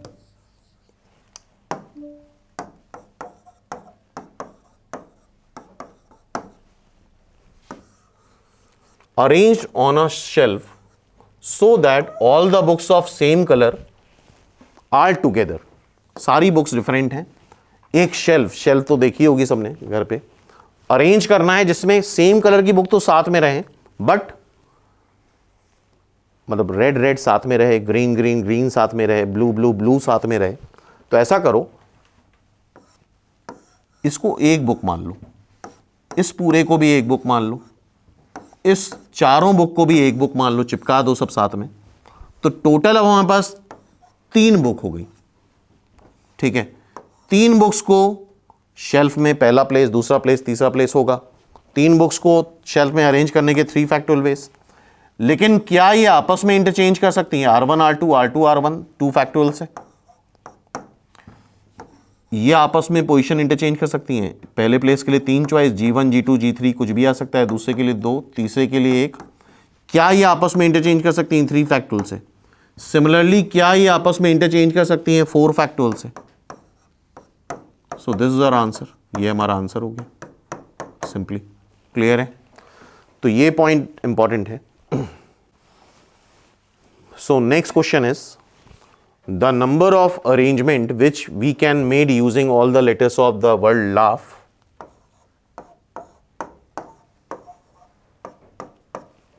If vowels are adjacent. Vowel कौन से हैं? ए और यू ये साथ में होने चाहिए, ए और यू साथ में होने चाहिए। बाकी कॉन्सोनेंट कौन से हैं? L G H. तो जो साथ में होने चाहिए उसको एक मान लो, इसको मिला दो, जोड़ दो, एक मान लो। एक ये 2 3 टोटल लेटर्स कितने होंगे? 4। 4 लेटर्स को आई होप बात समझ रहे हो। 4 प्लेसेस में अरेंज करने के वेज कितने आएंगे? 4 फैक्टोरियल। अच्छा ए यू है, ये आपस में इंटरचेंज भी तो हो सकता है, यू ए 2 तरह से, इंटू 2 लिखो या 2 फैक्टोरियल लिख दो। This is the final answer. तो ये क्वेश्चन एक बार अपने आप फिर से करो, सोचो इस बारे में। जो चीजें साथ में करनी, यही काम ऊपर वाले में करा था हमने। जो चीजें साथ में करनी, 2 रेड 3 ग्रीन 4 ब्लू साथ में करना है, तो सबको एक एक मान लिया, एक यूनिट मान लिया। जहां जाएंगे साथ में जाएंगे। तो हमारे पास टोटल 3 किताबें होंगी।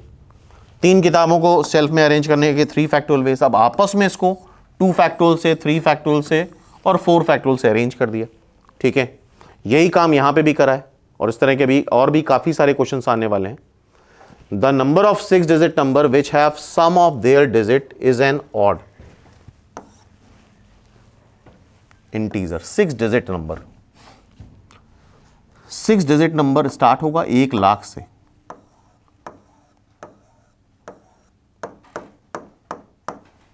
और एंड होगा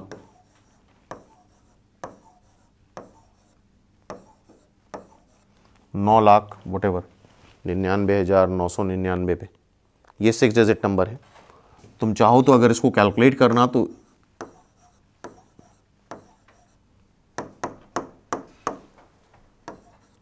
सबट्रैक्ट कर दो 1 लाख से, और ऑब्वियसली फिर यहाँ पे एक ऐड करना पड़ता है, क्योंकि सबट्रैक्ट करने पे जैसे अगर हम तुमसे पूछें कि 10 से लेके 15 तक कितने नंबर हुए, अगर तुम सबट्रैक्ट करोगे आंसर गलत आएगा। 5 नंबर नहीं हुए। अगर काउंट करो 10 11 12 13 14 15 6 नंबर हुए, ठीक है। तो सीधे सबट्रैक्ट नहीं करा जाता है। तो ये कितना आ जाएगा? ये 9 लाख। या इसको तुम ऐसे भी कर सकते थे, 6 डिजिट नंबर बनाना है 1 2 3 4 5 6। 0 आ नहीं सकता तो 9 चॉइस, यहां के लिए 10, यहां के लिए 10, यहां के लिए 10, यहां के लिए 10, यहां के लिए 10। तो 9 × 10 की पावर 5 ये भी कर सकते थे, ठीक है। Total number of 6 digit number कितने आ रहे हैं? 9 लाख, 9 lakhs। क्या पूछा है? Which have sum of their digit is odd. तो बड़ा सिंपल है, कॉमन सेंस है। पहला नंबर है 1 लाख। 1 लाख में पूरा सम करो, सारी डिजिट का क्या 1 आ रहा है। नेक्स्ट नंबर क्या होगा? 1 लाख 1 सम करो, कितना आ रहा है? 2 आ रहा है। फिर नेक्स्ट नंबर क्या होगा? सम करो 3 आ रहा है। देख रहे हो ऑल्टरनेट में क्या आता जा रहा है? हर ऑल्टरनेट में तो सम इवन आएगा या ऑड आएगा? बोलो। इवन आ गया 4। तो इसका मतलब 9 लाख में से आधे ऐसे होंगे जिसका सम ऑफ ऑल डिजिट इवन आएगा, आधे ऐसे होंगे इसका सम ऑफ ऑल डिजिट ऑड आएगा। तो 4,50,000। और इस बारे में सोचो जरूर, ठीक है, खुद करके देखो। And this is the last question. How many 3 digits which contains 5 as a one of their digit. 3 digit number बनाना है। अच्छा, दे नहीं रखा है कि विद रिपीटिशन कि विदाउट रिपीटिशन, 5 एक ही बार आना है। ये एक मेजर कंफ्यूजन का रीजन होता है। अगर क्वेश्चन का कॉन्टेक्स्ट समझो तो 5 एक ही बार आना है, तो इसका मतलब ये क्वेश्चन विदाउट रिपीटिशन का ही होगा, क्योंकि 5 बार बार नहीं आ सकता। तो केसेस बनाओ, 5 यहां फिक्स कर दो, या तो 5 पहले प्लेस पे आएगा, या फिर 5 दूसरे प्लेस पे आएगा, या फिर 5 यूनिट प्लेस पे आएगा। 100 प्लेस, 10 प्लेस, यूनिट प्लेस। और जैसे हमने बताया था एंड मतलब होता है मल्टीप्लाई करना, तो अभी नेक्स्ट क्लास में देखेंगे एडिशन प्रिंसिपल। और मतलब होता है ऐड करना, और मतलब क्या होता है ऐड करना। विदाउट रिपीटिशन अगर कर रहे हो, ऑब्वियसली यहां विदाउट रिपीटिशन ही करा जाएगा। अगर यहां 5 फिल कर दिया तो 0 की टेंशन खत्म हो गई। अब यहां पे 5 नहीं आ सकता, इसके अलावा कुछ भी आ सकता है। 5 नहीं आ सकता, उसके अलावा कुछ भी आ सकता है। तो 9 चॉइस, ठीक है।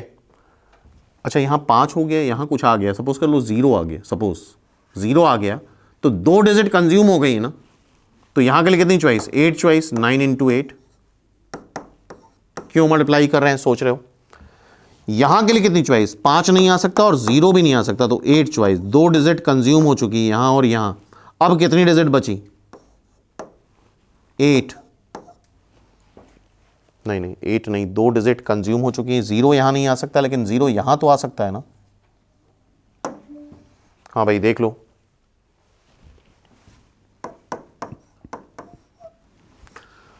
यहां 5 फिक्स कर दिया। यहां पे क्या नहीं आ सकता? यहां पे 0 नहीं आ सकता और 5 नहीं आ सकता।